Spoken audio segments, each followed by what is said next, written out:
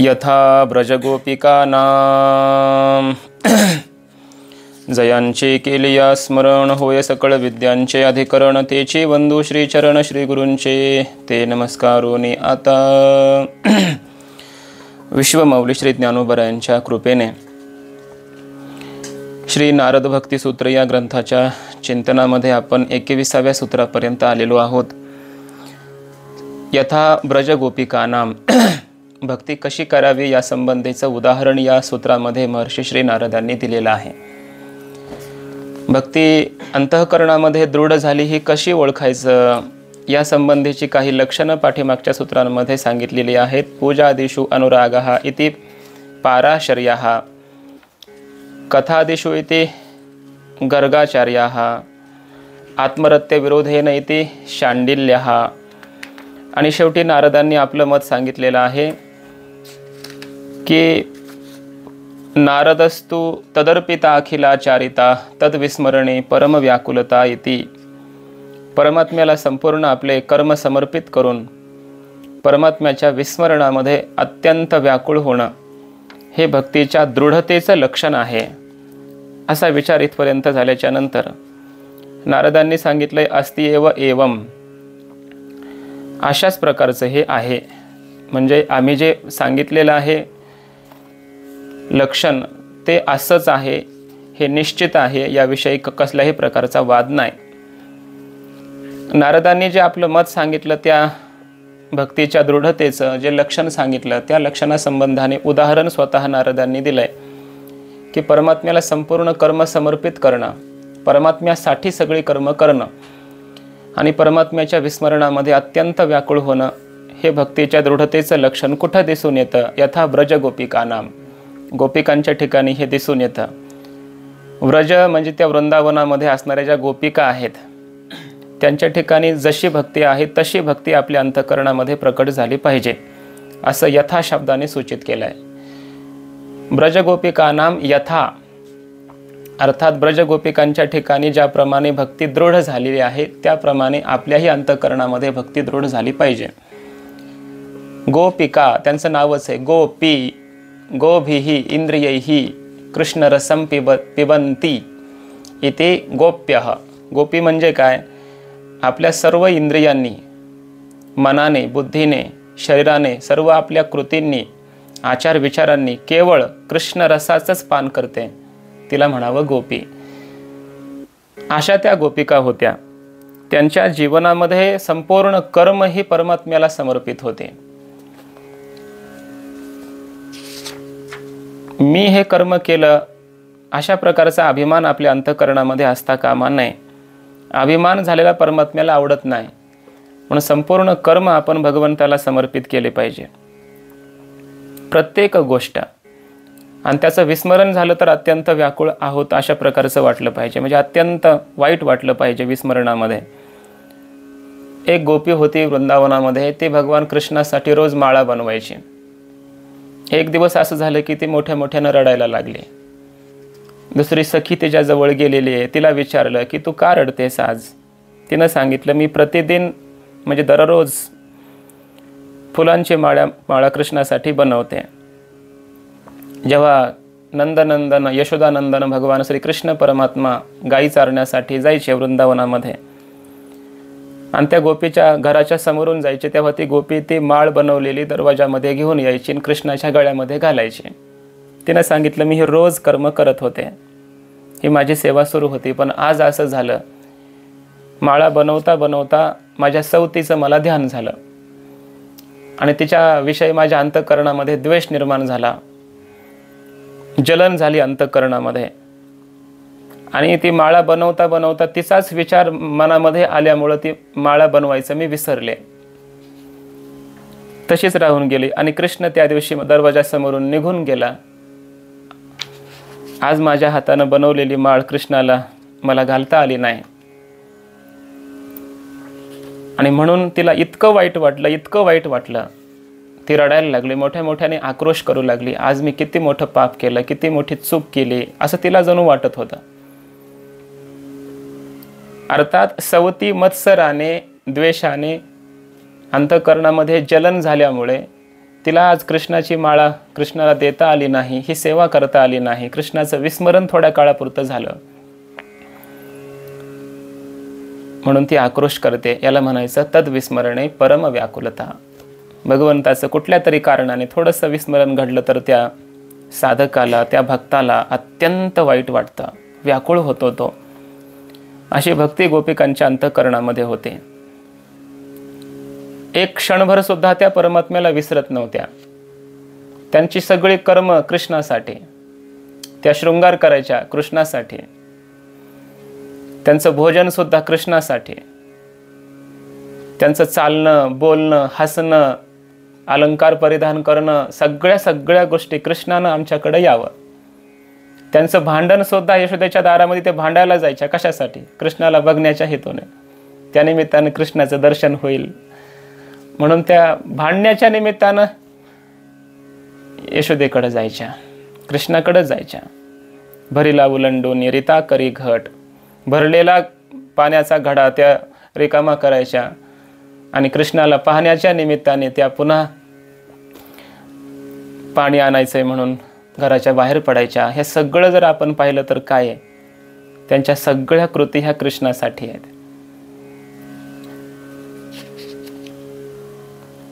त्या घरी लोणी बनवायच्या, ताक करायच्या, लोणी काढायच्या, दही दूध हे सगळं ठेवायच्या, मुद्दाम ठेवायच्या. कृष्ण आज आपल्या घरी यावा बरं का, आज कृष्णानं माझ्या घरी चोरी करायला यावं, मनामध्ये हा भाव असायचा. मग त्या भांडणाच्या निमित्तानं, काहीतरी बोलण्याच्या निमित्तानं वगैरे मनामध्ये आकर्षण फक्त कृष्णाचा. याला म्हणायचं तदर्पिता अखिलाचारिता. सगळं कर्म आचार कृष्णासाठी आहे, ते सकळ कृष्णासी अर्पण.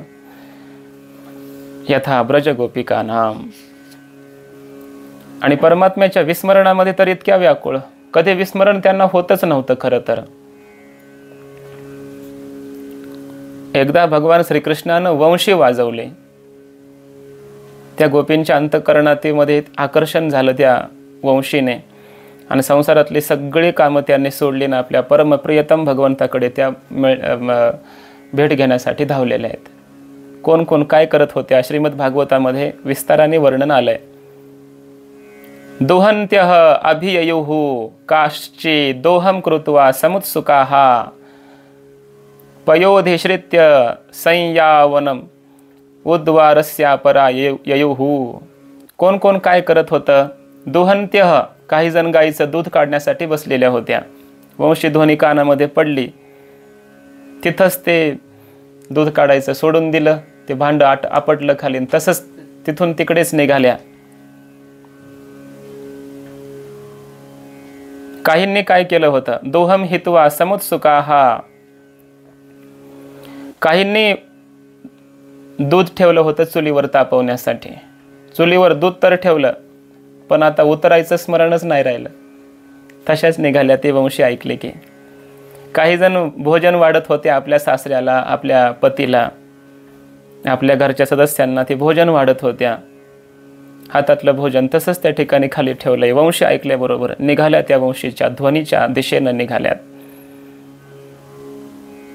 काही जण आपल्या मुलांना दूध पाजत होत्या, ठेवलं मुलांना उचलून खाली मांडीवरून, निघाल्या. काही पतीची सेवा करत होत्या, काही भोजन तयार करत होत्या, काही घराला लेपन करत होत्या, सारवत होत्या. होते सारवित मी चूल, असं काही जण करत होत्या. काही जण भांडे धुत होत्या, काही जण डोळ्यामध्ये अंजन घालत होत्या, काजळ लावत होत्या. आणि अशा विविध कार्यामध्ये रत असल्या त्या गोपिका वंशीचा ध्वनी ऐकला. तुझ्या मुरलीचा ध्वनी एक वेळ पडता काने. तुझ्या मुरलीचा ध्वनी अकल्पित पडता काने. विव्हळ झाले अंतःकरणी मी घरधंदा विसरले. आहारे सावळी या कैशी वाजविले मुरली. आणि निघाल्या. ते जे डोळ्यामध्ये अंजन घालत होते ना, एका डोळ्यामध्ये अंजन लावलं होतं आणि दुसऱ्या डोळ्यामध्ये अंजन लावण्यासाठी बोटाला ते अंजन घेतलं होतं. लावणार इतक्यात मुरली ऐकली होती, तशीच निघाली. एकाच डोळ्यामध्ये ते लावलेलं काजळ आहे. त्यांना अडवण्याचा प्रयत्न केला नाही का? केला. अनेक बाधा निर्माण झाल्या. कुणाला पतीने अडवलं, कुणाला वडिलांनी अडवलेलं आहे, कुणाला भावाने अडवलेलं आहे. परंतु परमात्म्याने त्यांच्या मनाला आकर्षित केलं असल्यामुळे, मनाचं अपहरण केलं असल्यामुळे त्यांना देहाचं भान राहिलं नाही, व्यवहाराचं भान राहिलं नाही, कोण काय म्हणेल इकडे भान राहिलं नाही. सगळ्यांना सोडून त्यागून सगळ्या कृष्णाकडे धावल्या. एका गोपीच्या विषयी तर भागवतामध्ये असं वर्णन आलंय की तिला तिच्या पतीने बांधून टाकलं, जाऊ दिलं नाही.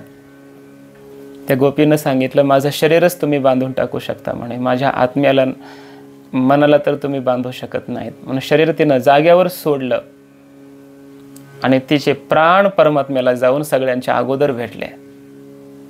भगवंताने तिचं स्वागत केलं. सुरुवातीला परमात्मा स्वरूपात जाऊन, कृष्णाच्या रूपात जाऊन त्याचे प्राण मिळाले. पागल झाले आपल्या प्रियतमासाठी, कृष्णासाठी. याला म्हणायचं भक्ती यथा ब्रज गोपिका नाम. अशा प्रकारची भक्ती आपल्या अंतःकरणामध्ये निर्माण झाली पाहिजे.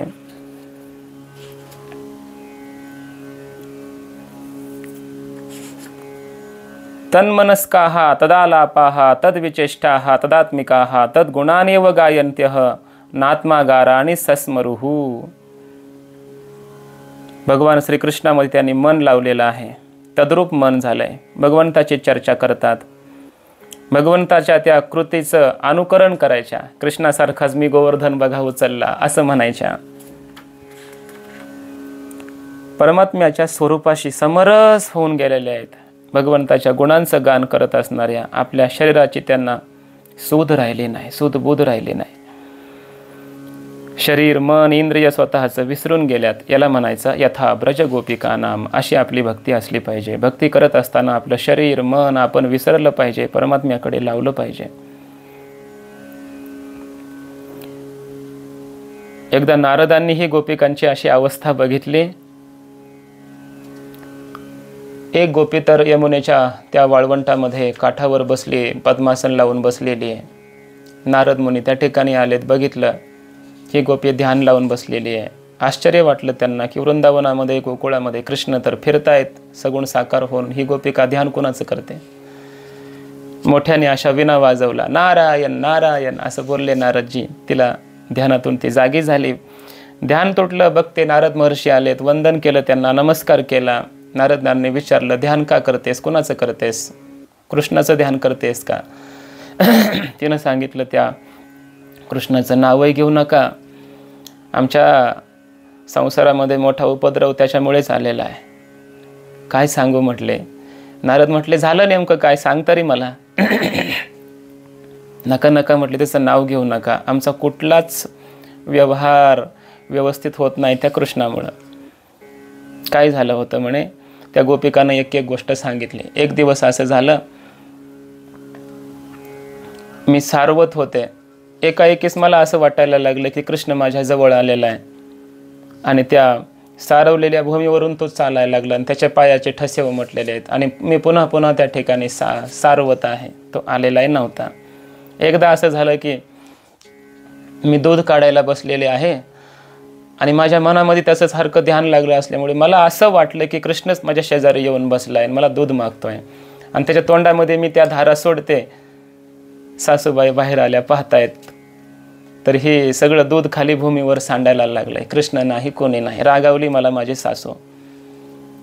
घरामध्ये गेले, धान कुटत होते. मला असं वाटलं कृष्ण आला माझ्याकडे आणि कृष्ण बोलायला लागलाय की हा सासू रागावली का तुला, काही बोलली का माझ्यामुळं, आणि माझ्याबरोबर चर्चा करायला लागलाय आणि मी पण त्याच्याशी काहीतरी बोलते. सासून दरवाजा उघडला आणि मी जागे झाले, पाहते तर कृष्ण नाही, कोणीच नाही. एकटीच मी माझ्या मनाला बोलत होते. सासूनं मग तिथून मला उठवलं, पाण्याचा घडा हातामध्ये दिला आणि सांगितलं, जा पाणी घेऊन ये. एक काम नीट करत नाहीस, पाणी घेऊन ये जा. पाणी आणण्यासाठी मी गेले यमुनेवर. घडा उचलणार इतक्यात मला कृष्णाची आठवण आली. कृष्णच ध्यानामध्ये आला. असं वाटायला लागलं की मला घागर तो उचलू लागतोय. त्यानं उचललेला आहे घागर असं मला वाटलं. मी थोडासा माझा हात भार कमी केला, ती घागर खाली पडली, फुटून गेली. कृष्ण नव्हता, कोणीच नव्हता.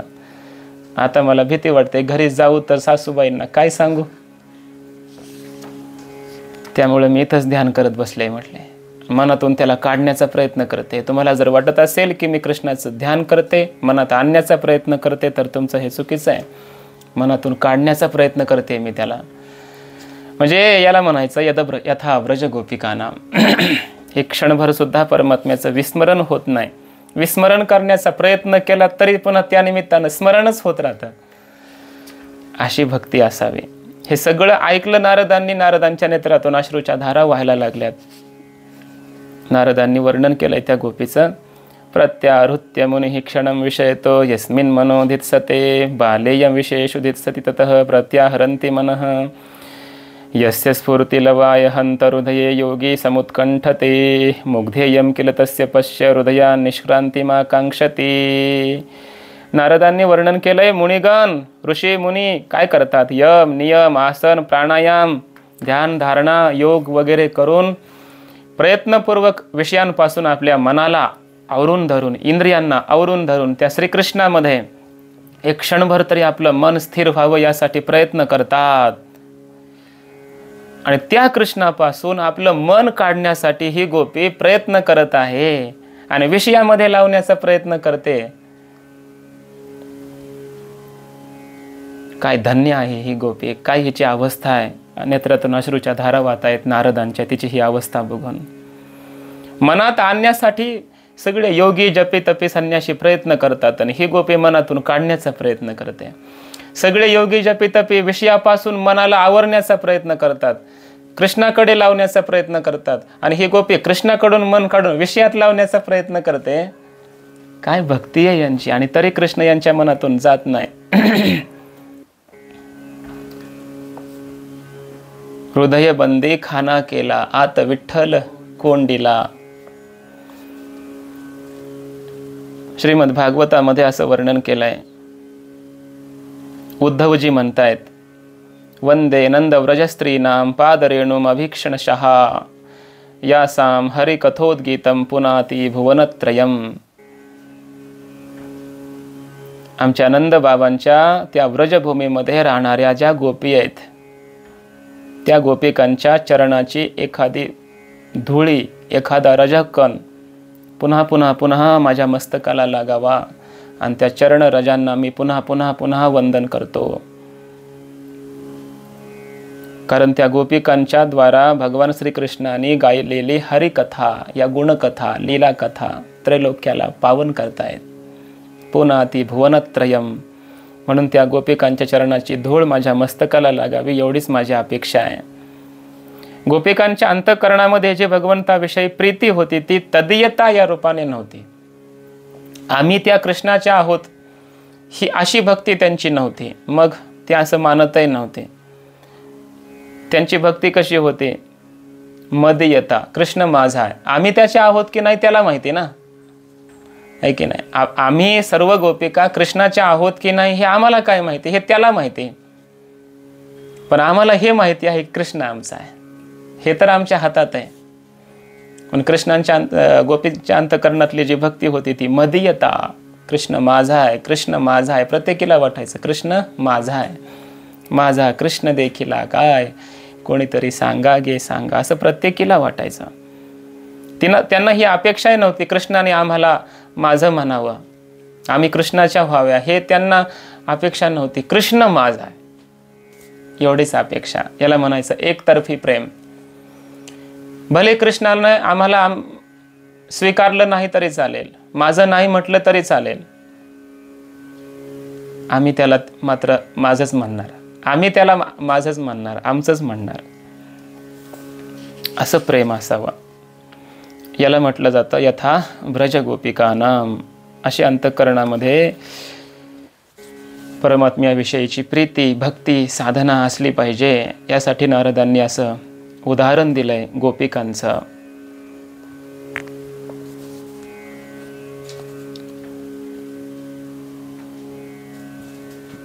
गोपिकांच्या त्या भक्तीमध्ये भगवान श्रीकृष्णाचं महात्म्य होतं का, ज्ञान होतं का, त्यांना कृष्णाच्या महात्म्याचं ज्ञान होतं का?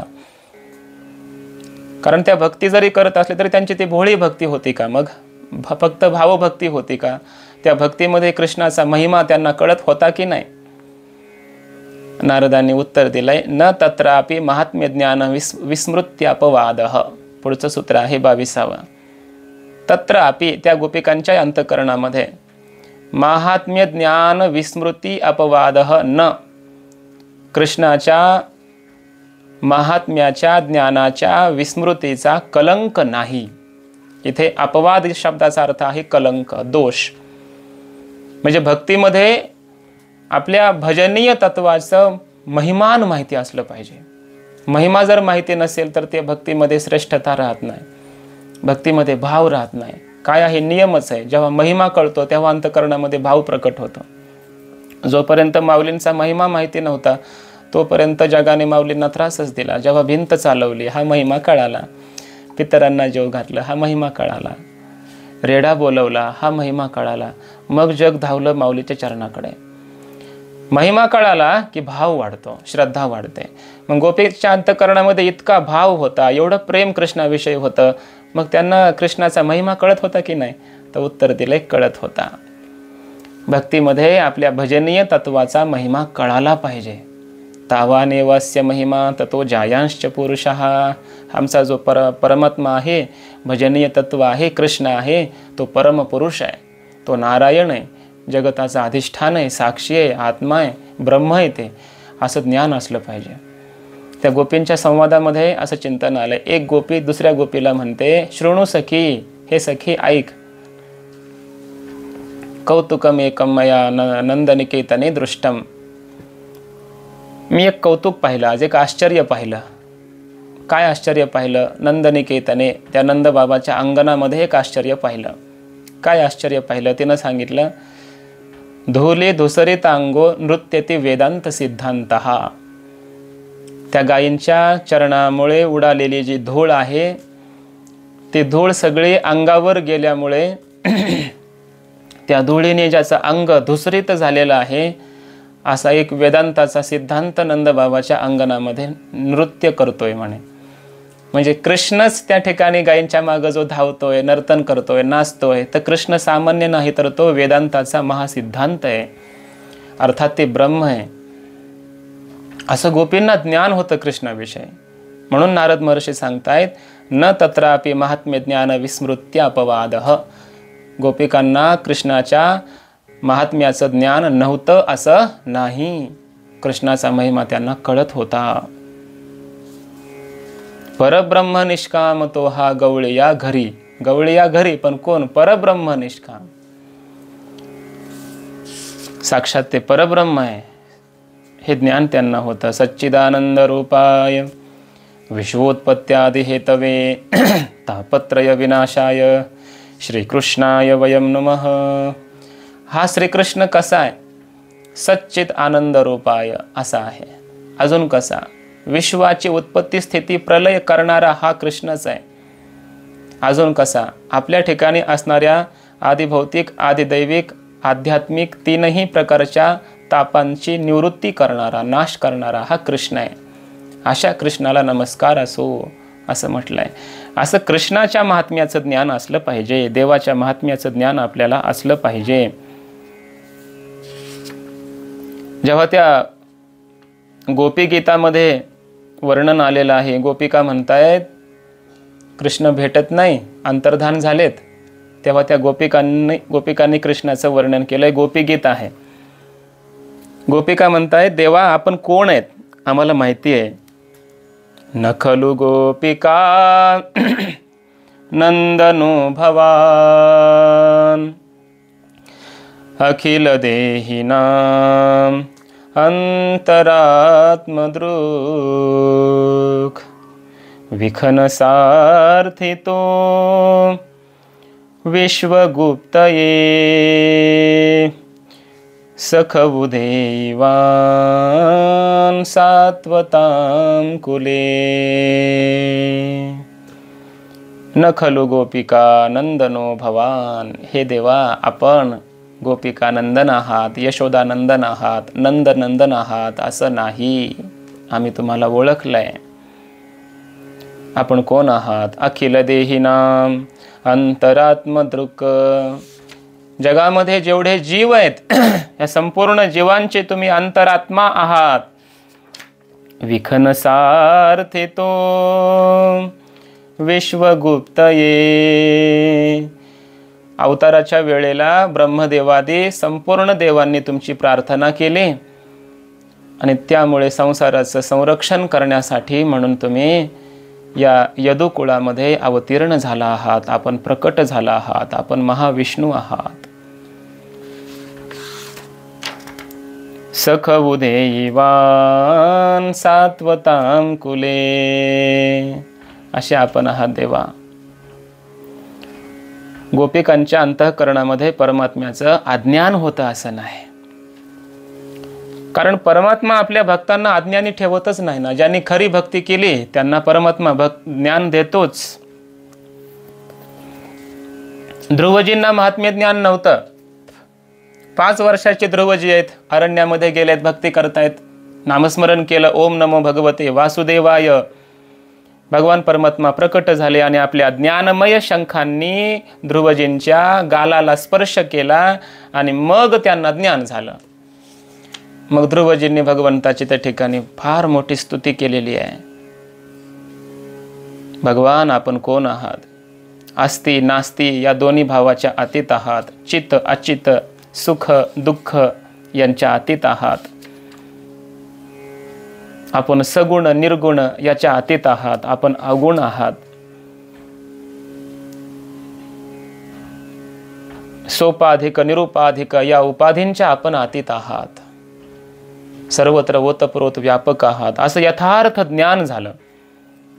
कारण काय आहे की परमात्मा आपल्या भक्तांना ज्ञान दिल्याशिवाय राहत नाही. गीतेमध्ये भगवंताने प्रतिज्ञाच केलेली आहे, तेषामेवानुकंपार्थ महमज्ञानजं तमः नाशयाम्यात्मभावस्थो ज्ञानदीपेन भास्वता. तेषाम एव, त्या माझ्या भक्तांच्या अंतःकरणामध्ये मी अनुग्रह करतो. अज्ञानजं तमः नाशयामी, अज्ञानाचा अंधकार मी नष्ट करतो. ज्ञानाचा दीप प्रकाशित करतो भक्तांच्या अंतःकरणामध्ये. परमात्मा आपल्या भक्तांना ज्ञान देतातच. म्हणून भगवंताच्या विषयीचं ज्ञान भक्ताच्या अंतःकरणामध्ये असतं. म्हणून असं म्हटलंय, न तत्रापि, त्या गोपिकांच्याही ठिकाणी किंवा गोपिकांसारखी भक्ती करणाऱ्या भक्तांच्या अंतःकरणामध्ये महात्म्य ज्ञान विस्मृती विस्मृतेः अपवादः न, भगवंताच्या विषयीचं महात्म्य त्यांना नसतं असं नाही. तो कलंक तिथे नसतो.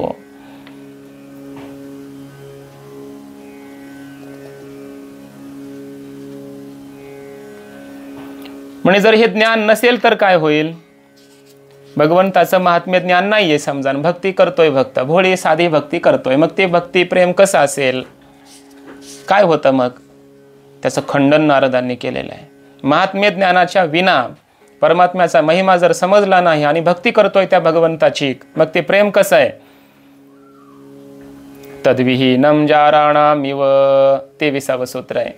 या सूत्रामध्ये नारदाचार्य म्हणतायत, तद्विहीनम अर्थात महात्म्य ज्ञान विहीनम, भगवंताचा महिमा जर कळाला नाही तर जाराणाम इव, जार पुरुषाप्रमाणे ते प्रेम आहे म्हटले. एखाद्या कामी पुरुषाप्रमाणे ते प्रेम आहे. जार म्हणजे काय? अंतःकरणामध्ये काम निर्माण होतो आणि तो काय करतो? आपल्या धर्माला पुण्याला जीर्ण करून टाकतो. त्याला म्हणायचं जार. आपल्या इंद्रियांना, हृदयाला, मनाला, शरीराला जो जर्जर करून टाकतो त्या कामाला म्हटलं जातं जार. आणि जर महात्म्य ज्ञान नसेल भगवंताविषयी भक्ताच्या अंतःकरणात, तर मग त्याच्या अंतःकरणातलं जे प्रेम आहे ते कसं आहे? ह्या जार प्रेमासारखं आहे, कामासारखं आहे, विषयासक्तीसारखं आहे. मग ते का? कारण बघा, भगवंताचा महिमा जर कळाला नाही आणि समोर भगवंत प्राप्तही झाले त्या भक्ताला, मग भक्ती केली, भोळी बाबडी भक्ती केली, परमात्मा प्रसन्न होतील, कारण देवभावाचा भूकेला. पण मग होतं काय की तो परमात्मा समोर प्राप्त झाला, भगवंत मिळाले हे, तरी तो भक्त काय करतो? मग त्याला भगवंताचा महिमा माहिती नाही. तो किती व्यापक आहे देव, परमात्माचा आनंद रूप आहे, परमात्माचं आपलं साध्य आहे, हे ज्ञानच नाही ना त्याला काय, मग तो संसारातलंच काहीतरी मागतो. ज्या अर्थी आपण देवाच्या मंदिरामध्ये जातो, भजन करतो, नामस्मरण करतो काही वेळ, आणि देवाच्या चरणावर डोकं टेकतो काहीतरी संसारातलं मागतो, याचा अर्थ तद्विहीनम जाराणाम इव, हे आपलंच वर्णन आहे. याचा अर्थ देवाचा महिमाच कळला नाही ना आपल्याला.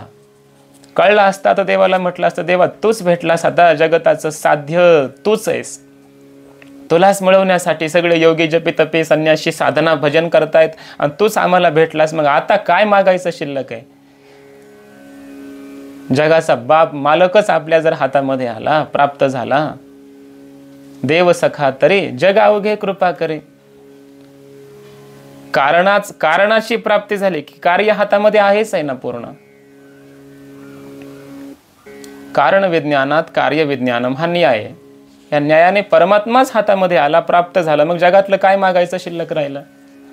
मग ज्याला परमात्म्याचा महिमा कळतो तो परमात्मा प्राप्त झाल्याच्या नंतर परमात्म्याला काहीही मागत नाही. मागितलं तर एकच मागतो की देवा जन्मोजन्मी तुमची भक्ती द्या, बस, दुसरं काही नको.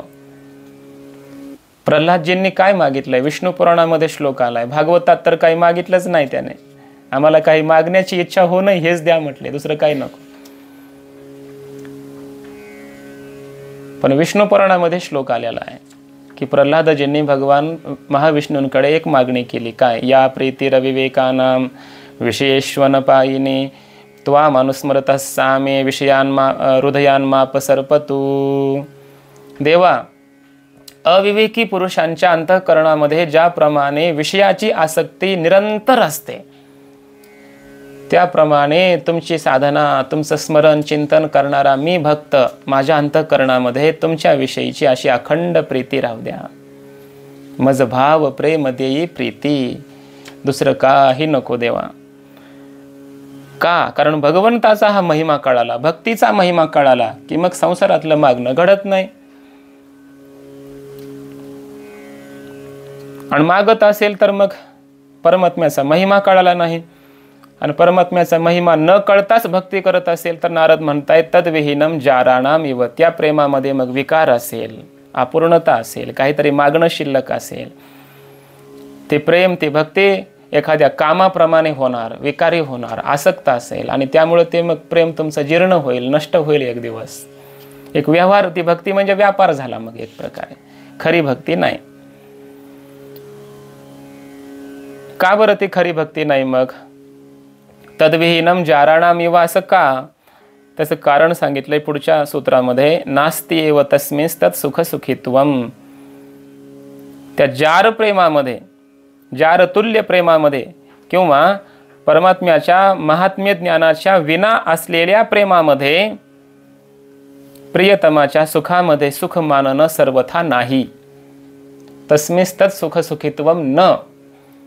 परमात्म्याच्याच प्रेमामध्ये, सुखामध्ये सुख मानणं हे त्या ठिकाणी नसतं. खऱ्या प्रेमामध्ये कसं असतं? भगवंताच्या सुखात सुख मानलं पाहिजे, प्रियतमाच्या सुखामध्ये सुख मानलं पाहिजे.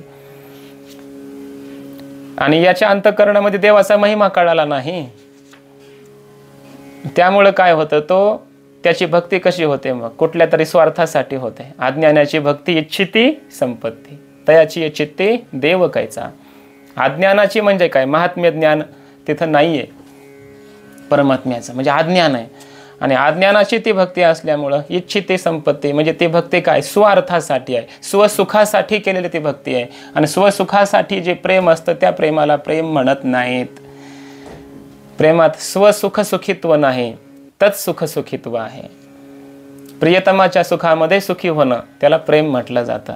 आपल्या सुखासाठी प्रेम करणं ते तर विकार झाला, तो तर काम झाला, ते प्रेम नाहीये.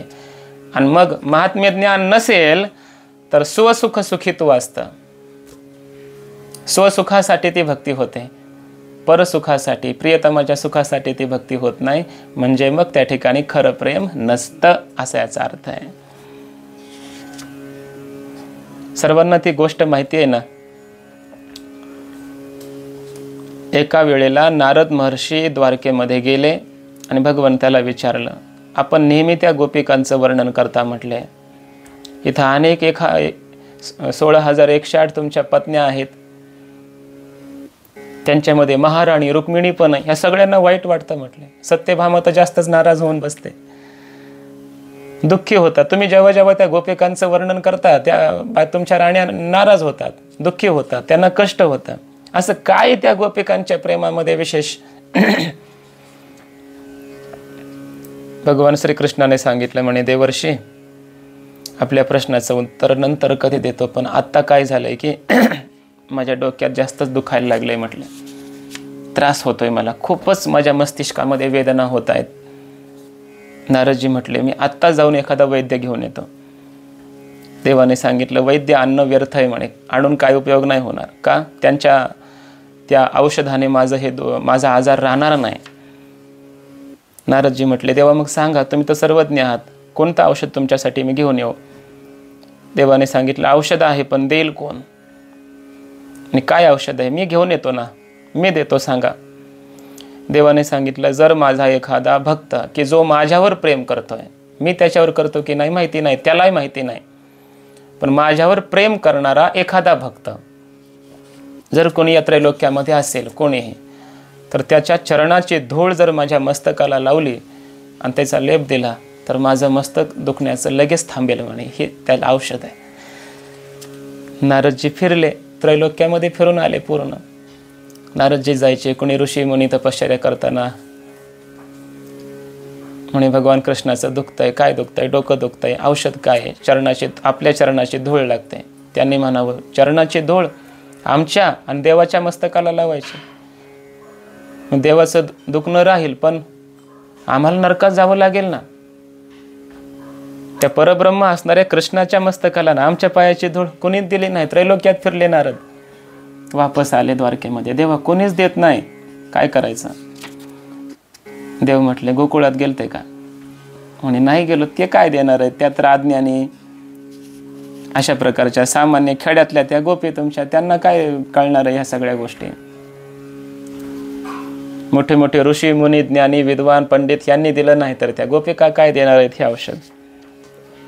एकदा बघा म्हटले जाऊन, तर गोकुळामध्ये जाऊन या. देवाची आज्ञा म्हणून नारदजी गेले, गोकुळामध्ये उतरले. गोपिकांनी बघितलं नारदजींना, ओळखलं, हे नारद महर्षी आहेत. सगळ्या गोपिका पळाल्या नारद महर्षीकडे, साष्टांग दंडवत घातला, वंदन केलेलं आहे आणि विचारले, नारदजी आपण त्रैलोक्यात फिरत असता, द्वारकेत कधी गेलात का? आमच्या कृष्णाला कधी भेटलात का? नारदजी म्हटले, द्वारकेहूनच आलोय. कृष्णाला भेटलात का? कृष्णाला भेटूनच आलोय. आमचे कृष्ण कसे आहेत? आमचा देव कसा आहे? आमचा कृष्ण कसा आहे? सगळेच एकदम विचारायला लागल्यात. नारदजीने सांगितलं, काही व्यवस्थित नाही म्हणे त्या ठिकाणी, देवाचं फार डोकं दुखत आहे. मग काय करावं लागेल? औषध काय सांगितलंय का? म्हणजे औषध सांगितलंय पण कोणी देत नाही. काय औषध आहे? त्यांच्यावर प्रेम करणाऱ्या एखाद्या भक्ताच्या चरणाची धूळ जर देवाच्या मस्तकाला लावली तरच देवाचं दुखणं थांबणार आहे. त्या गोपिकांनी काही विचार केला नाही. जर असंच असेल तर आम्ही त्याच्यावर प्रेम करतो म्हटले. तो आमच्यावर करतो की नाही माहिती नाही आम्हाला, पण आम्ही त्याच्यावर प्रेम करतो. सगळ्यांनी एकदम पाय घासायला लागल्या. सगळ्या गोपिका पाय घासायला लागल्या आणि आपल्या पायाखालची धूळ अशी मुठमुठ धूळ घेतली. प्रत्येकीनं नारदजींना सांगितलं, हे घ्या, हे घ्या, धूळ घ्या आणि आताच्या आता लगेच वापस जा, कृष्णाच्या मस्तकाला लावा. गोपिकांना नारदजी बोलतायत, काय भोळ्या आहेत म्हणे तुम्ही, तुम्हाला काही समजतं की नाही? काय करताय तुम्ही? हे कृष्ण साक्षात परब्रह्म परमात्मा आहे आणि तुमच्या चरणाची धूळ भगवंताच्या मस्तकाला लावली तर तुम्हाला नरकात जावं लागेल, याची कल्पना तरी आहे का तुम्हाला? गोपिकांचं वाक्य फार महत्वाचं आहे. गोपिका म्हणतायत, हे सगळ्या गोष्टी आपण नंतर करू म्हटल्या, तुम्ही आताच्या आता जा, बरं शीघ्रता करा, आत्ताच्या आत्ता जा आणि आमच्या भगवंताच्या मस्तकाला ही धूळ लावा. आमच्या चरणाच्या धुळीने जर आमच्या कृष्णाच्या दुखणं आजार जर राहत असेल, पीडा जर दूर होत असेल तर आम्ही अनंत अनंत काळापर्यंत नरकामध्ये राहायला तयार आहेत. याला म्हटलं जातं तत् सुख सुखित्वम. आपल्या प्रियतमाच्या सुखामध्ये सुख मानणं, याला खरं प्रेम आहे. हे असं प्रेम अंतःकरणामध्ये निर्माण झालं असेल तर तो भगवंताचा परमभक्त आहे. तेव्हा नारदजींना कळालं की गोपिकांचं एवढं आकर्षण कृष्णाला का, गोपिका ह्या परमभक्त का आहे, त्याचं हे कारण आहे. हे सगळं पाहिलंय नारदजींनी, स्वतः अनुभवलेलं आहे. म्हणून नारदजी सांगतायत की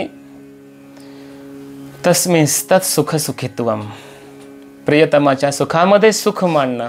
आपल्याला दुःख झालं तरी चालेल, पण आपला कृष्ण दुःखी नाही झाला पाहिजे, ही भावना गोपी यांची आहे. म्हणून त्यांच्या ठिकाणी खरं प्रेम आहे. आणि हे असं खरं प्रेम कुठं असतं, जेव्हा कृष्णाचं देवाचं महात्म्य कळतं तेव्हा. जर महात्म्याचं ज्ञान नसेल तर जारतुल्य प्रेम, आणि त्या जारतुल्य प्रेमामध्ये तत् सुख सुखित्व नसतं. मग स्वसुखासाठी ती भक्ती केली जाते. ते अज्ञानातलं प्रेम आहे, ते स्वार्थी प्रेम आहे. म्हणून निस्वार्थ प्रेम करायचं असेल, निष्काम प्रेम करायचं असेल, अखंड प्रेम करायचं असेल, तत्सुख सुखित्व असं प्रेम करायचं असेल तर त्या प्रेमामध्ये महात्म्याचं ज्ञान पाहिजे. म्हणून गोपिकांच्या अंतःकरणामध्ये महात्म्य ज्ञान होतं. अशी भक्ती आपल्या अंतःकरणामध्ये प्रकट झाली पाहिजे. यथा ब्रज गोपिकानाम. इथपर्यंत हा विषय झाला. यानंतर या भक्तीचं वर्णन करतायत नारद महर्षी 25व्या सूत्रामध्ये. सा तु कर्मज्ञान योगेभ्योप्यधिकतरा. सा म्हणजे ती भक्ती, कर्म ज्ञान योगेभ्यः अपि अधिकतरा, म्हणजे कर्म ज्ञान आणि योग या सर्वांहून अत्यंत श्रेष्ठ आहे. कोण? भक्ती. कर्माहून श्रेष्ठ आहे भक्ती, ज्ञानाहून श्रेष्ठ आहे, आणि भक्ती योगाहून श्रेष्ठ आहे. जगामध्ये प्रमुख असे हे 2-3 मार्ग सांगितले जातात परमात्मा प्राप्तीचे. कर्म मार्ग, ज्ञान मार्ग, योग मार्ग आणि भक्ती मार्ग. तर कर्म मार्गाहून, ज्ञान मार्गाहून आणि योग मार्गाहूनही भक्ती मार्ग श्रेष्ठ आहे. तुका म्हणे सोपे आहे सर्वाहुनी. सोपाय मार्ग आहे हा, आणि श्रेष्ठ मार्ग आहे, सर्वश्रेष्ठ. गीतेमध्ये परमात्मा बोलतात तपस्वीभ्योधिको योगी. तपस्वी लोकांपेक्षा योगी श्रेष्ठ आहे. ज्ञानीभ्योपि मतोधिकः. ज्ञानी लोकांपेक्षा योगी श्रेष्ठ आहे. कर्मीभ्यश्चाधिको योगी. कर्मयोग्यापेक्षा योगी श्रेष्ठ आहे. तस्माद योगी भव अर्जुन. म्हणून अर्जुना तू योगी हो. आणि पुन्हा लगेच पुढच्या श्लोकामध्ये बोलतात योगिनामपि सर्वेषां मद्गतेनांतरात्मना श्रद्धावान भजते यो माम स मे युक्ततमो मतः.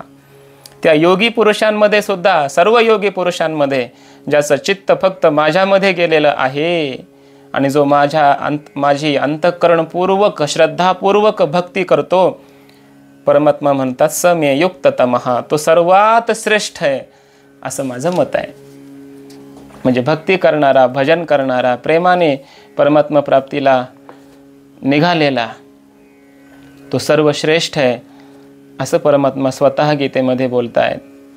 भागवतामध्ये सुद्धा उद्धवाला सांगताना कृष्ण म्हणतात न साधयति माम योगो न सांख्यम धर्म उद्धव न स्वाध्यायस्तपस्त्यागो यथा भक्तिर् ममोर्जिता. मला योग साध्य करू शकत नाही. न सांख्यम धर्म, धर्म मार्गाने माझी प्राप्ती होऊ शकत नाही. सांख्य म्हणजे ज्ञान मार्गाने माझी प्राप्ती होऊ शकत नाही. न स्वाध्याय, स्वाध्याय रोज केला, तप केलं, त्याग केला म्हणजे दान केलं, याने तशी माझी प्राप्ती होणार नाही जशी माझी प्राप्ती भक्ती साधनाने होईल.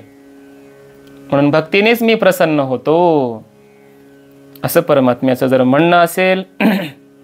तुकोबाराय सुद्धा म्हणतात ना, आम्हा उडे नाम घेता तोही पिता संतोषे. नामस्मरण त्याचं केलं तर परमात्मा संतुष्ट होतात, संतांनाही आनंद वाटतो. म्हणून हा जो भक्ती मार्ग आहे तो सर्व सुलभ आहे आणि सर्वश्रेष्ठ आहे. कुणापेक्षा? कर्म, ज्ञान आणि योगापेक्षा.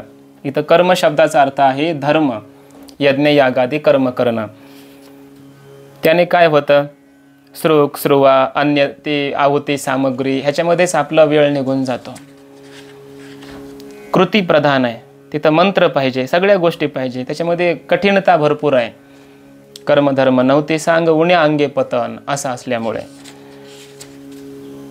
आणि भक्तीमध्ये काय? सतत परमात्म्याचं चिंतन आहे, मन परमात्म्यामध्ये लावलेलं आहे. म्हणून धर्म अनुष्ठानापेक्षा भक्ती श्रेष्ठ मानली गेली.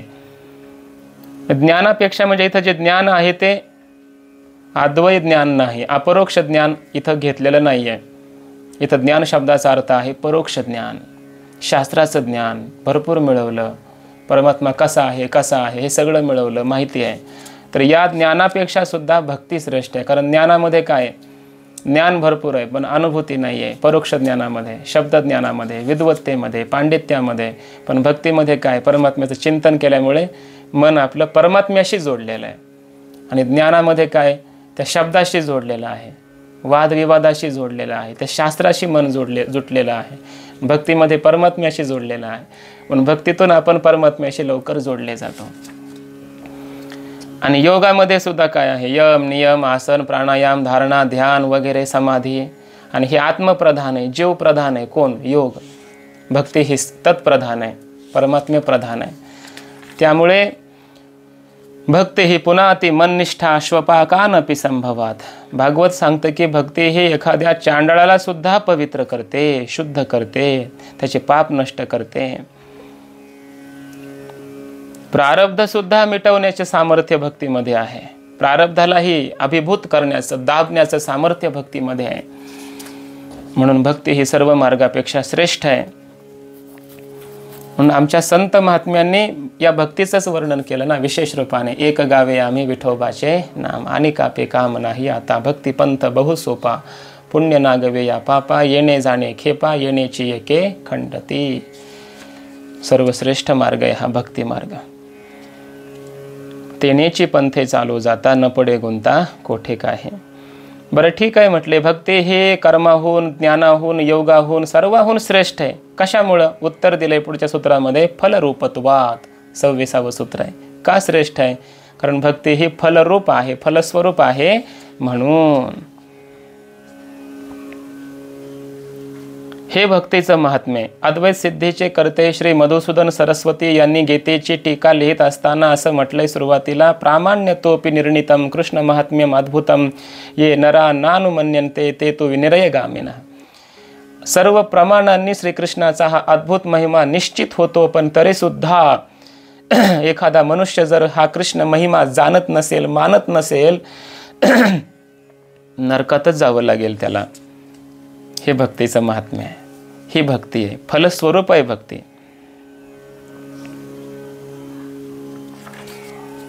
नामस्मरण करणं, भक्ती करणं हेच फल आहे आपल्या जीवनातलं. अखंडानंद स्वामींनी असं म्हटलेलं आहे,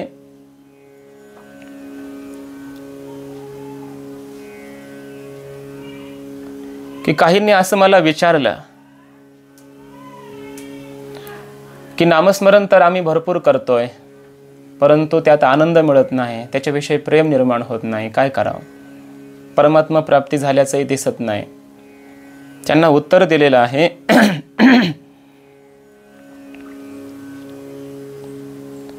म्हटले ठीक आहे, म्हटले तुम्ही मग नामस्मरण सोडून द्या, आजपासून करू नका. मी जो मंत्र दिलाय तो तुम्ही मला परत द्या. म्हटले बंद करा नामस्मरण आजपासून करायचं. ठीक आहे म्हटले. थोडे दूर गेले ते भक्त, 1-2 तासांनी परत आले. म्हटले सुटत नाही हो, कारण काही जप केलाच होता ना, बरेच वर्ष जप केला होता, मंत्र दिलेला होता, भगवंताचं नाम जप केला होता, सुटत नाही. मग स्वामीजी म्हटले नाही नाही नाही, परत देऊन टाका माझा जप. तुम्हाला आनंद वाटत नाही ना, प्रेम वाटत नाही ना नामस्मरणाविषयी, भक्ती, परत देऊन टाका माझा जप. आता तुम्ही परत घेऊ नका देवाचं नाव. नाही म्हटले स्वामीजी, काही करा, आता कसं द्यायचं परत, ते सुटतच नाही. नाही घ्यायचं म्हटलं तरी ते आपोआप मुखामध्ये नामस्मरण यायला लागलंय, आपोआप मनामध्ये यायला लागलंय ते नामस्मरण. तोंडाने बंद केलं बोलायचं तरी मनामध्ये नामस्मरण सुरूच व्हायला लागलंय. सुटत नाही म्हटले हे नामजप, आता काय करू? मग स्वामीजी म्हटले, जर सोडायचा प्रयत्न करूनही नामस्मरण सुटत नाही तर लक्षात घ्या, तुम्हाला त्या नामस्मरणावरच प्रेम झालेलं आहे. इतकं प्रेम नामस्मरणावर होणं हेच फल आहे म्हटले. तो देव भेटावा किंवा आणखी आनंद मिळावा. प्रेमामध्ये आनंद स्वतःसाठी नसतोच मुळात. नामस्मरण करण्यातच आनंद वाटला पाहिजे, आणि नसला वाटत तरी नामस्मरण केलं पाहिजे. कारण नामस्मरण केल्याने माझ्या देवाला आनंद होतो. कृष्णाचं काय स्वरूप आहे की नामस्मरण त्याचं केलं की तो खुश होतो ना, म्हणून त्याचं नामस्मरण करायचं असतं. स्वतःला आनंद मिळावा म्हणून नाही, स्वतःला मोक्ष मिळावा म्हणून नाही, स्वतःला तर कृष्ण साक्षात भेटावा म्हणूनही नाही. का नामस्मरण भक्ती करायची? तर ही भक्ती केली, नामस्मरण केलं की माझा कृष्ण खुश होतं, आनंदी होतं, म्हणून करायचं असतं. मग त्यांना कळालं की नामस्मरण हे स्वतःच फल आहे. नामस्मरणाने काही मिळवायचं नाही, नामस्मरणाने नामस्मरणच मिळवायचं. नामस्मरण करता करता करता काय होतं? नामस्मरणच पुन्हा आपल्यात येऊन बसतं. एका महात्म्याने फार छान भाव काढला, कथा का मतलब ये नहीं कि हम कथा में आकर बैठे, कथा का मतलब ये नहीं कि हम कथा में आकर बैठे, कथा का मतलब ये है कि कथा हम में आकर बैठे. तसं नामस्मरण करण्याचा अर्थ असा नाही की नामस्मरण करता करता देव भेटावा, काहीतरी भेटावं, असं नाही. नामस्मरण करण्याचा अर्थ हा आहे की नामस्मरणच आपल्या मनात जाऊन बसलं पाहिजे. ते नाही घ्यायचं म्हटलं तरी आलं पाहिजे मनामध्ये. याला हेच फलरूप आहे नामस्मरण, स्वतः फळ आहे. बीज आणि फळ हरीचे नाम, तुकाराम महाराज तेच बोलतात ना. सकळ पुण्य सकळ धर्म सकळ कळाचे हे वर्म, निवारी श्रम सकळ ही. नामस्मरणच बीज आहे, साधन आहे, आणि नामस्मरणच फळ आहे, म्हणजे साध्य आहे. स्वयं फलरूपता, स्वतः फलरूप आहे हे नामस्मरण भक्ती वगैरे.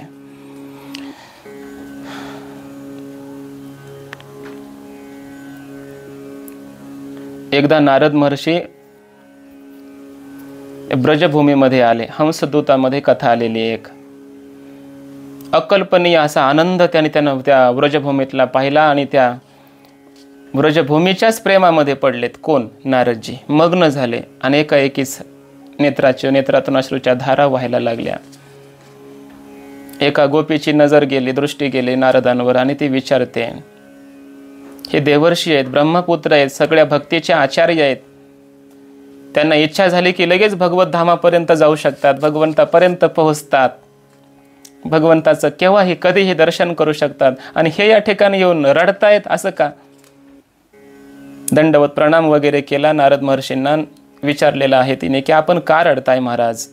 आपण तर एक क्षणामध्ये परमात्मापर्यंत जाऊन पोहोचू शकता, हे सामर्थ्य आहे तुमच्याकडे. नारदजींनी सांगितले की या कारणाने मला या ठिकाणी रडणं येत आहे. म्हटले, कशासाठी मी रडतोय?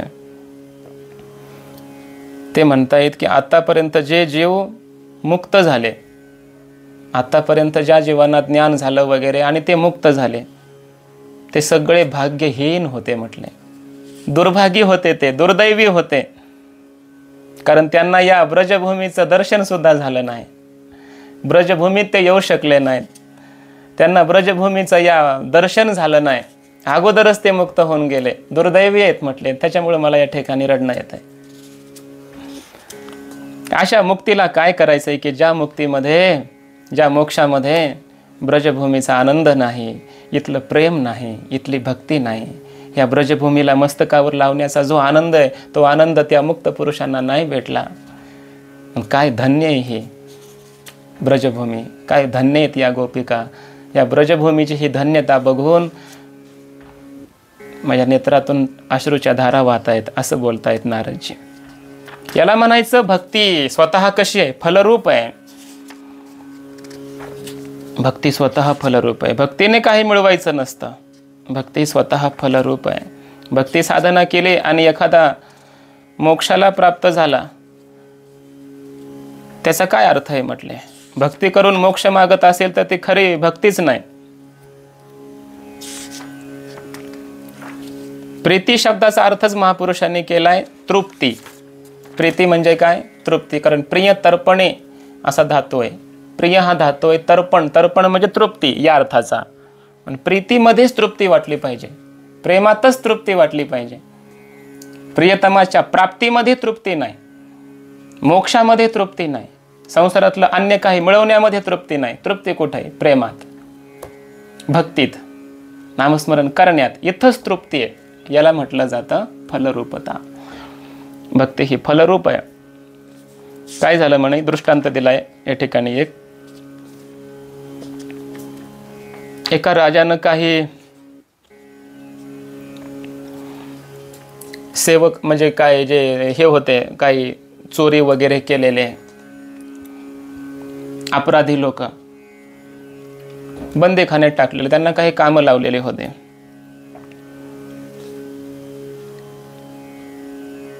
एका त्या अपराध्याने काय केलं, गुन्हेगाराने राजाची काही सेवा केली. त्या बगीच्यामध्ये असणारी फुलं वगैरे तोडून आणायचा, त्याची माळ बनवायचा, राजाला अर्पण करायचा. बरेच दिवस सेवा केली त्या अपराध्याने. आणि मग राजा प्रसन्न झाला. म्हटले, माग, तुला काय मागायचं आहे ते आज मागूनच घे, मी प्रसन्न आहे तुझ्यावर. तो सैनिक खुश झाला. त्यानं विचार केला, प्रसन्न आहे तोपर्यंत मागून या. काय नाही म्हणले, महाराज या बंधनातून मुक्त करा. राजा प्रसन्न झाला होता. सैनिकांना सांगितलं, त्याच्या बेड्या वगैरे काढून त्याला सोडून द्या म्हटले, मुक्त करा. गेला बाहेर, मुक्त झाला. त्याच्याकडे बघितलं, दुसरा एक तिथं अपराधी होता. तो पण असाच भक्तिशील होता, साधनाशील. त्याने काय केलं, त्याने असंच रोज फुलं तोडून आणायचा, त्याची माळ बनवायचा, राजाला अर्पण करायचा, फुलं व्हायचा. बरेच वर्ष सेवा केली. राजा त्याच्यावरही प्रसन्न झाला. मग म्हटले, काय मागायचं आहे. त्यानं काय केलं, ते ओळखलं, विचार केला. मुक्त करा म्हणावं तर त्याच्यासारखं पुन्हा या बंदीखान्यातून बाहेर जावं लागतं, मुक्त होता येतं. थोडासा त्यानं विचार केला आणि त्यानं सांगितलं, म्हणे काय नाही महाराज, मला मुक्त वगैरे करू नका, मला बंदीखान्यातून बाहेर टाकू नका, मला असंच राहू द्या, इथंच राहू द्या, तुमच्या सेवेतून मला करू नका, बाजूला करू नका म्हणे. कारण मी जर मुक्त होण्याची इच्छा केली तर तुम्ही मला इथून बाहेर काढून टाकणार कारागृहातून, आणि बाहेर गेलो म्हणजे तुमच्या सेवेत मला खंड पडला. त्यामुळे आता मला तुमच्या सेवेतच आनंद वाटायला लागला आहे, त्यातच मी प्रसन्न आहे, मी तृप्त आहे. मी बंदीखान्यात आहे असं मला वाटत नाही महाराज, मला तुमच्या सेवेमध्ये आता आनंद वाटायला लागला आहे. मी बाहेर गेलो तर सुखी राहू शकत नाही, मला आता या सेवेतून काढू नका, कृपा करा, मला इथंच राहू द्या, असं म्हणायला लागला. राजा जास्तच प्रसन्न झाला. राजाने सांगितलं, म्हणे एक काम करा, याला तुम्ही, त्या सैनिकांना सांगितलं, आपली जी बगीचा आहे त्या बगीच्यामध्ये कामाला लावा. मग तिथंच काय करेल हा, तिथंच राहील, पाणी वगैरे देणं, फुलं तोडणं, हार बनवणं वगैरे ही कामं करेल तो. आणि बंदीखान्यातून हे काढल्यासारखं होईल. बंदीखान्यातून काढलं, बेड्या वगैरे काढल्या आणि त्याला त्या बागेमध्ये कामाला ठेवलं. मग तिथंही तो काय करायचा, फुलांचे वगैरे मस्त पाणी वगैरे टाकणं, फुलाची झाडं वाढवणं, ती फुलं तोडायचा, तो राजाला आणून द्यायचा, त्याचे हार, राणीला नेऊन फुलं द्यायचा, ती माळा नेऊन द्यायचा. तर आता राणी खुश झाली.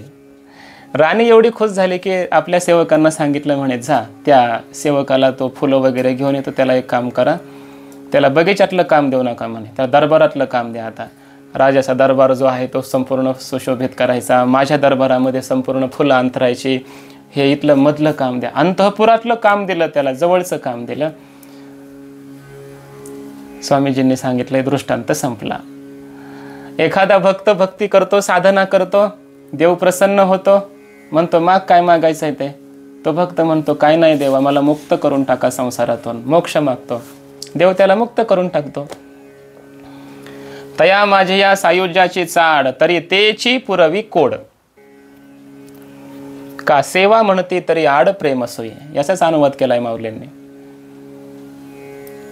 आणि एखादा जर भरपूर साधना भक्ती केली आणि परमात्म्याला प्रसन्न करून घेतलं एखाद्याने, परमात्मा म्हटले माग काय मागायचंय, तो भक्त म्हणतो, देवा ऐके हे विनंती, मज नको रे हे मुक्ती, तया इच्छा गती हेची सुख आगळे. देवा तुझ्या सेवेमध्ये भक्तीमध्येच मला आनंद वाटायला लागलाय, मला यातून बाहेर काढू नका, उलट मला ह्या संसारामध्येच ठेवा, जन्माला घाला. तुका म्हणे गर्भवाशी सुखे घालावे आमाशी.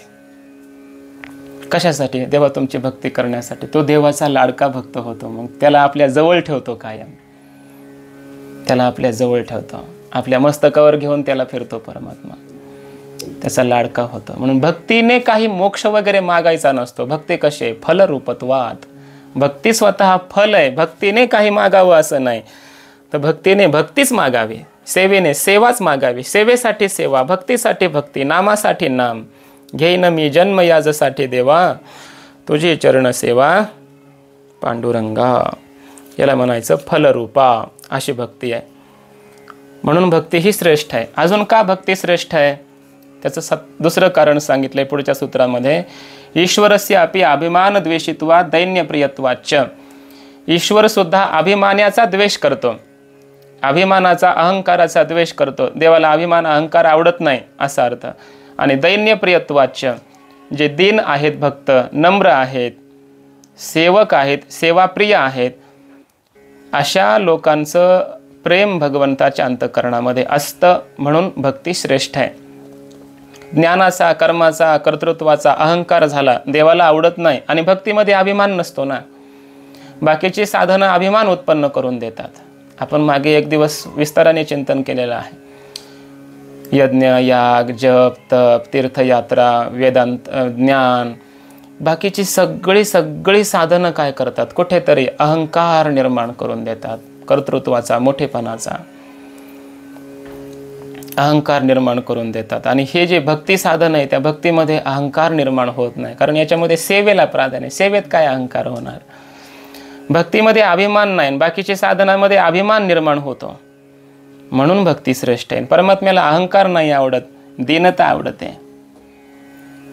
म्हणून देव सोयरा, देव सोयरा, देव सोयरा दीनाचा. परमात्मा दीनाचा सोयरा आहे. अहंकार झाला ना, तिळ मात्र जरी होय अभिमान, मेरू तो समान भार देवा. यज्ञ यागे स्वर्ग भोग आडयती, करिता तपे काम क्रोध खवळती. नित्यानित्य ज्ञाने अभिमान वाढती, करिता तीर्थाटने अहंकाराची प्राप्ती हो. सगळी साधनं अहंकारामध्ये, अभिमानामध्ये घालवतात. भक्ती साधनामध्ये अभिमान अहंकार नाही, उलट अहंकार जातो. कधी कधी आपण त्याग एवढा करतो की त्यागाचाच अभिमान होऊन बसतो. शुकाचार्यांचं उदाहरण आहे ना, अभिमान लागे शुकाची पाठी, जनक भेटीसी धाडीला तेने. शुकाचार्यांना अहंकारानं, अभिमानानं सोडलेलं नाहीये. एवढ्या त्यागी महात्म्याला आपल्याला काय सोडणार आहे? त्यामुळे बाकीची साधनं करीत बसण्यापेक्षा आपण भक्ती साधना करावी, की जेणेकरून आपल्या अंतःकरणामध्ये अहंकार होणार नाही. अहंकार झाला, देवाला आवडत नाही. अहंकार नसला, दीन या भावनेतून राहिला की देवाला आवडतो. म्हणून भक्ती श्रेष्ठ आहे. अहंकार उत्पन्न करत नाही म्हणून, आणि मग देवाला ती भक्ती आवडते म्हणून.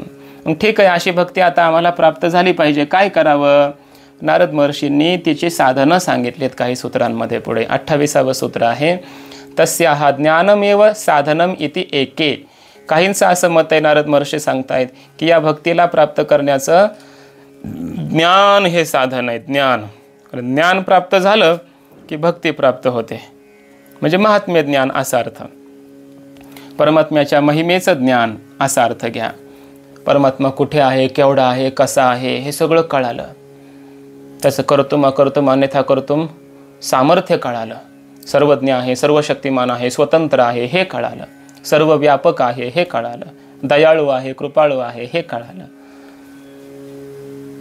त्याच्याविषयी प्रेम वाढायला लागतं. मग तस्याः ज्ञानमेव साधनम इति एके. ज्ञानोबरायांनी तर असं म्हटलंय, तेवी मी झाली या संभवे माझी भक्ती. भक्ती माझी परमात्मा रूपता हे ज्ञान झाल्याच्या नंतरची खरी भक्ती प्रकट होत असते. तस्याः ज्ञानमेव साधनम इति एके. ज्ञानानंतर खरी भक्ती होत असते असं काहींचं म्हणणं आहे. काहींचं म्हणणं असं आहे, म्हटले अन्योन्याश्रयत्वम इति अन्ये. काहींचं असं मत आहे की अन्योन्याश्रयत्वम म्हणजे भक्ती हे ज्ञानाचं साधन आहे आणि ज्ञान हे भक्तीचं साधन आहे. दोन्ही एकमेकाचे साधन आहेत असं काहींचं मत आहे. भक्तीच्या उदरी जन्मले ज्ञान आणि भक्तीने ज्ञानाशी दिधले महिमान. भक्तीमुळे ज्ञानाला महिमा आला, भक्तीमुळे ज्ञान प्रकट झालं आणि ज्ञानामुळे भक्ती पुन्हा डोळस झाली. म्हणजे ज्ञान करता करता भक्ती होते आणि भक्ती करता करता ज्ञान होतं. ज्ञानस्य या पराकाष्ठा साएव भक्तिरित्या भिधीयते असा एक श्लोक आहे. आणि भक्तेस्तु या पराकाष्ठा तदेव ज्ञानमिति ह्रियते. भक्तीची पराकाष्ठा झाली की ज्ञान होतं आणि ज्ञानाची पराकाष्ठा झाली की भक्ती होते.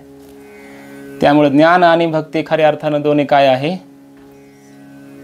समानच आहे. ये ज्ञान भक्ती सहज, भक्त एकवटला मज. ज्ञानोबराय म्हणतात, ज्ञान आणि भक्ती सकट एकत्र, ज्ञान भक्तीला सोबत घेऊनच तो भक्त महात्मा परमात्म्यामध्ये प्रविष्ट होतो. आणि तोच मी हे तुझं श्रुतही आहे. मुळातच तो भक्त परमात्मा म्हणतात माझं स्वरूपच असतो. म्हणून तो भक्त ज्ञान भक्तीला सोबत घेऊन एकत्र निघतो असं म्हटलंय. एकमेकाचे ते साधन आहेत असं काहींचं म्हणणं आहे. म्हणजे आणखी कोणाचं काय मत आहे? पुढचं मत सांगताय, स्वयंफलरूपता इति ब्रह्मकुमाराः. ब्रह्म म्हणजे ब्रह्मदेव, कुमार त्यांचे पुत्र म्हणजे सनक सनंदन सनातन सनत कुमार आणि स्वतः नारद, हे सगळे काय आहेत? ब्रह्मकुमार आहेत. ते म्हणतायत की आमचं एवढ्यांचं सगळ्यांचं हे मत आहे की भक्ती हे स्वयंफलरूपता, स्वयंफलरूप आहे. म्हणजे भक्तीनेच भक्ती प्राप्त होते असा अर्थ. ज्ञानाने भक्ती मिळते किंवा भक्तीने ज्ञान मिळतं असं आम्हाला म्हणायचं नाही. मग भक्ती कशाने मिळते? साधन काय भक्तीचं? भक्तीचं आहे. मग साध्य काय? भक्तीचं आहे. मग साध्यही भक्ती, साधनही भक्तीचं आहे. म्हणजे भक्तीनेच भक्ती मिळते असा याचा अर्थ आहे. स्वतः अनुभव आहे ना नारद महर्षींना. त्यांनी काय केलं? पूर्वजीवनामध्ये भक्ती केली, साधू संतांची सेवा केली आणि त्या सेवेनेच काय झालं? पुन्हा पुढच्या जन्मामध्ये नारद महर्षी ब्रह्मदेवाचे मानसपुत्र झालेले आहेत, ब्रह्मकुमार झालेले आहेत आणि भगवान नारायण त्यांच्यावर प्रसन्न झाले, विणा दिला त्यांना आणि त्रैलोक्यामध्ये भजन करत फिरत आहेत. म्हणजे पूर्वजन्मातली भक्तीच या जन्मातल्या भक्तीला कारण ठरली. म्हणून स्वयंफलरूपता इति ब्रह्मकुमाराः असं म्हटलंय. भक्तीनेच भक्ती प्राप्त होत असते असं आमचं सर्वांचं मत आहे. सनक सनंदन सनातन सनत कुमार आणि मी स्वतः नारद, आमचं म्हणणं असं आहे, भक्त्या संजातया भक्त्या, भक्तीनेच भक्ती प्राप्त होते, सेवेनेच सेवा मिळत असते, प्राप्त होत असते. म्हणले मग ठीक आहे, हीच गोष्ट कशी समजून घेता येईल त्यासाठी दृष्टांत दिलाय पुढच्या 2 सूत्रामध्ये. राजगृह भोजनादिषु तथैव दृष्टत्वात् न तेन राजपरितोषः क्षुधा शांतिर्वा. दोन्ही सूत्रांचा एकत्र अर्थ केला तर असा होतो की राजभवनामध्ये जो आनंद आहे, तिथली शोभा, राजभवनातला जो आनंद आहे तो राजा झाल्याशिवाय कळत नाही ना. बाकीच्या लोकांना आतमध्ये प्रवेशच करता येत नाही. राजभवनातलं सौंदर्य बघायचं आहे, तो आनंद घ्यायचा आहे, काय व्हावं लागेल? राजा व्हावं लागेल. ज्ञानोबाराय म्हणतात ना, आगा राजन्यत्व नव्हता अंगी, राजा राव पण काय भोगे. स्वतः राजन्यत्व प्राप्त झालं नाही तर त्याला राजेपणाचे भोग कसे मिळतील? मग राजेपणाचे थोडक्यात इथं हे सांगायचं, राजेपणाचे भोग घ्यायचे असतील तर राजा व्हावं लागतं, त्याशिवाय नाही होत. भोजनादिषु, भोजन कसं बनवायचं, पीठ किती घ्यायचं, पाणी किती घ्यायचं, अग्नी किती प्रज्वलित करायचा, ते कशी भाकरी बनवायची, भाजी कशी बनवायची, ज्ञान असलं म्हणजे पोट भरतं असं नाही ना. स्वतः ते भोजन बनवता आलं पाहिजे, पुन्हा ते खाता आलं पाहिजे, खावं लागेल, तेव्हा भोजनाचा आनंद आहे. बरोबर. त्याप्रमाणे म्हटले राजगृहातले भोग राजा झाल्याशिवाय कळत नाहीत, भोजनाचा आनंद भोजन केल्याशिवाय कळत नाही. त्याप्रमाणे भक्ती केल्याशिवाय भक्ती मिळत नाही असा याचा अर्थ आहे. भक्तीच करावी लागेल, भक्तीचा अनुभव घ्यावा लागेल, तेव्हाच भक्तीचे महती कळते. एक जण राष्ट्रपतीला भेटायला गेला म्हणे आणि झालं काय, द्वारपालाने त्या सेवकाने पियेने वगैरे अडवलं, मध्येच बाहेरच्या सैनिकाने दरवाजावर अडवलं. म्हणे तुमची ओळख आहे का राष्ट्रपती बरोबर? आहे म्हटले. काय ओळख आहे? म्हणजे मी त्यांना ओळखतो. ही ओळख आहे. अरे तू त्यांना ओळखतो पण ते तुला ओळखतात का? आता गप्प बसला. म्हणजे नाही नाही, अरे त्यांना तर अख्खं जग ओळखतंय, मग तुझी ओळख काय? चल मग फोटे इथून चालता हो. मग राष्ट्रपतीच्या भवनात सुद्धा जाता येत नाही, चांगली ओळख जवळीक नसेल तर. मग मध्ये कोण गेलं? राष्ट्रपतीच्या जवळचे गेले, राष्ट्रपती स्वतः गेला. म्हणजे मध्ये भवनातला जो आनंद आहे तो मधल्या लोकांना गेल्याशिवाय कळत नाही, बाहेरच्यांना काय कळणार आहे? तसं भक्ती केल्याशिवाय भक्ती फलरूप आहे हे कळत नाही. स्वयंफलरूपता इति ब्रह्मकुमाराः, त्यासाठी उदाहरण दिलंय. भक्ती स्वतः फलरूप आहे हे कधी कळेल? भक्ती केल्यावरच कळेल असं कळणार नाही. भोजन केल्यावरच भक्ती, त्या भोजनाची तृप्ती कळेल. फक्त सांगून किंवा बोलून भोजन आणि तृप्ती होत नसते. भोजन करावं लागेल. न तेन राजपरितोषः क्षुधा शांतिर्वा. केवळ आपण त्याचं वर्णन केलं भोजनाचं किंवा त्या राजभवनाचं म्हणजे त्याचा आनंद मिळतो असं नाही, स्वतः तिथं जावं लागेल असा याचा अर्थ आहे. स्वतः भोजन करावं लागेल असा याचा अर्थ आहे.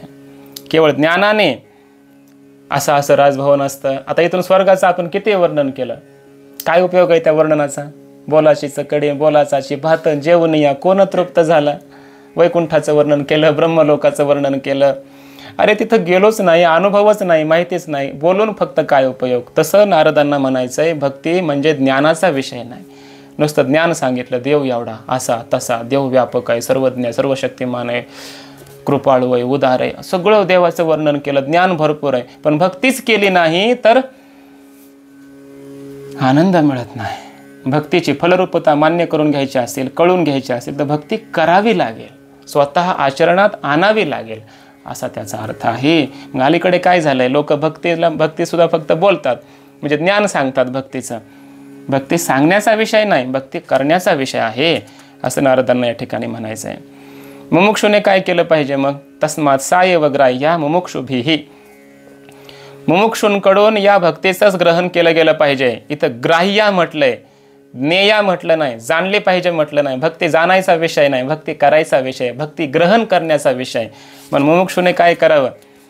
स्वतः भक्ती करावी, तिचं ग्रहण करावं, नामस्मरण स्वतः करावं, पूजा अर्चा वगैरे कुठल्या तरी मार्गाने पद्धतीने स्वतः भक्ती ग्रहण करावी, भक्तीच्या मार्गाने मुमुक्षुने जावं. ठीक आहे म्हणे, मुमुक्षुने मग भक्ती मार्गाने जावं, श्रेष्ठ मार्ग आहे.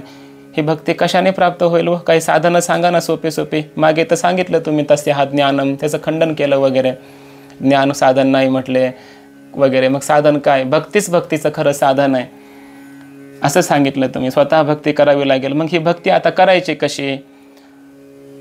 तर त्याची काही साधनं सांगताय. तत्व विषय त्यागात संग त्यागाच, ती भक्ती विषयांच्या त्यागाने आणि आसक्तीच्या त्यागाने प्राप्त होते. तुम्ही संसारातले विषय मिळवायचे म्हटलं, भक्ती नाही प्राप्त होत. विषयाने भक्ती प्राप्त होत नाही, विषयाच्या त्यागाने भक्ती प्राप्त होते. सगळं सोडण्याची तयारी पाहिजे. आणि न लगे माईक पदार्थ, तेथे माझे आर्त नको देवा. ब्रह्मादिक पदे दुःखाची शिरानी, तेथे दुश्चित्त झनी जडो देशी. नको देवा, स्वर्गभोग नको, ब्रह्मलोक नको, संसारातले अन्य विषय देवा नको आहेत मला. काय पाहिजे मग? तेथे माझी हरिवृत्ती राहो, तुझ्या चरणावर माझी वृत्ती राहू द्या, ही भक्ती माझ्याकडून घडू द्या.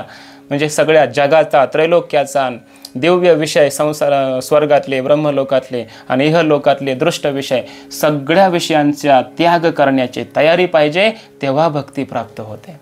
म्हणून म्हटलंय विषय त्यागात. आणि संग त्यागात म्हणजे काय? कधी कधी विषयाचा त्याग तुम्ही नाही करू शकत, त्या विषयातच राहावं लागतं ना. संसारामध्ये मुलं बाळं आहेत, पत्नी आहे, घर संसार आहे, काहीतरी कर्म करतोय, मग या संसारात विषयाच्या मध्ये राहावं तर लागतं. त्याग तर घडत नाही संन्याशाप्रमाणे, मग काय करावं? मग तसं असेल तर गृहस्थी साधकांसाठी सांगितलंय संग त्यागात. मग आसक्ती सोडा, राहा त्यांच्यामध्येच. मन हे गोविंदे देह काम करी हो, देहाला कर्म करू द्या आणि मन गोविंदामध्ये लावा. मनामध्ये आसक्ती आणू नका. मग त्यांची संग म्हणजे आसक्ती, आसक्तीचा त्याग केल्याशिवाय भक्ती प्रगट होत नाही. संसारातलं काही थोडंसं आवडायला लागलं, भक्ती राहत नाही. जगातलं सगळंच नाही आवडलं पाहिजे आणि परमात्माच फक्त आवडला पाहिजे, तिथं भक्ती प्रकट होते. म्हणून साधन सांगितलंय विषय त्यागात संग त्यागाच.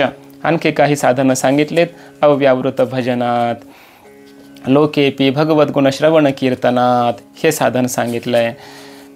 मुख्यतस्तो महत् कृपया भगवत कृपालेशात वा, हे साधन सांगितलंय. आणखी साधनं काही सांगितलेत. आणि भक्ती कशी प्राप्त करायची, तिच्या साधनांचा विचार उद्याच्या पाठामध्ये करू. पुंडलिक वरदा हरी विठ्ठल. श्री ज्ञानदेव तुकाराम माऊली ज्ञानेश्वर महाराज की जय.